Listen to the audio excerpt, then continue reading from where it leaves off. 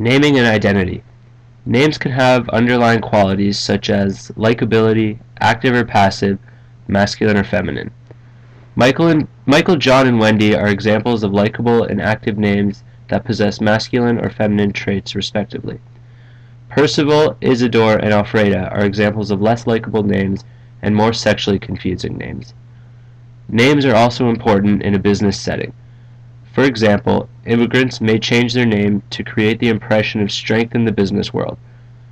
A woman's choice to take her husband's name after marriage can say a lot about her, as well as her choice to use Miss, Ms., or Mrs. Identity of a group of people can be changed depending on what they prefer to be called. For example, disabled versus people with disabilities. Calling people disabled is less appropriate than saying someone has a disability. Affiliation, attraction, and interest. Speech. Attraction towards others. Many people are attracted to others that have the same type of speech style.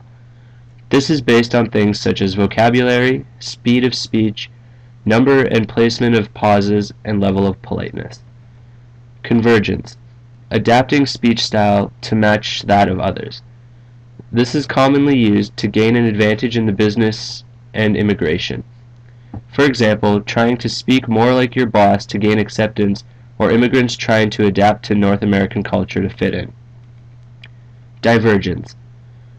People who want to set themselves apart from others. Members of an ethnic group, even though they're confident in the English language, may speak their native tongue to show. Power. The power emphasis in which a person speaks can influence the outcome because it affects the listener's perception. Speakers who talk free of certain mannerisms, including hedges, hesitations, intensifiers, sound more competent, attractive, and dynamic than those who sound powerless. Culture can affect what power of language is desired.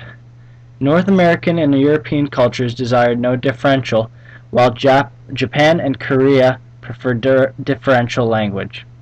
It is important for Japanese and Korean cultures to save face and talk indirectly. Although speaking directly has advantages, speaking too powerful can be perceived as rude or annoying.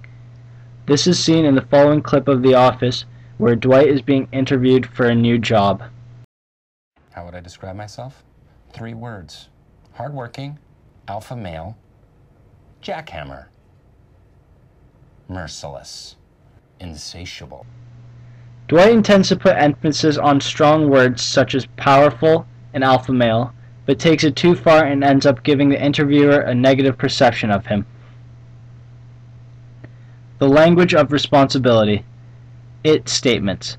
Replaces personal nouns with the word it.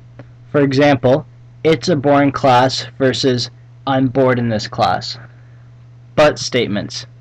Strategy used to express both the speaker's opinion and the unpleasant truth. Example. You've done good work for us, but we have to let you go. Questions. May be ways to approach a topic that may be difficult to approach head-on.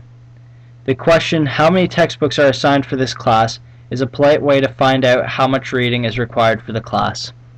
I and you language. Using I and you can sound selfish or aggressive. We language signals inclusion, immediacy, and togetherness. Can speak improperly for others, such as the statement, we have a problem, when it may only be the speaker who has the problem. Tips.